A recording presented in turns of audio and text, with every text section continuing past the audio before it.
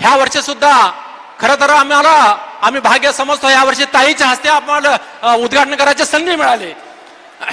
आणि आपल्याला माहित आहे लोकसभेच्या इलेक्शनच्या पहिले ताई सोबत आम्हाला काम करण्याची संधी मिळाली.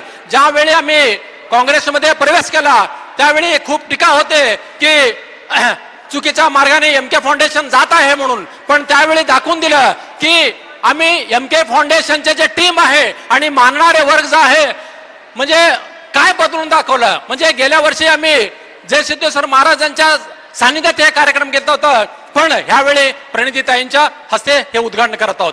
म्हणजे सांगायचं तात्पर्य काय आहे, एमके फाउंडेशन ठरवलं तर एमके फाउंडेशनची टीम ठरवलं तर काही बदल करू शकतात, ह्या माध्यमातून दाखवून दिलेलं आहे.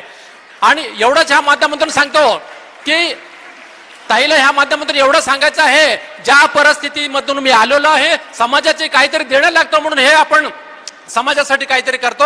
आणि ताईचं एवढंच मी या माध्यमातून एक आशीर्वाद मागतो, भावाला आशीर्वाद द्या. आम्ही अजून आमच्या एमके फाउंडेशन माध्यमातून जास्तीत जास्त काम जनतेसाठी काम करतो, एवढंच ह्या माध्यमातून सांगतो.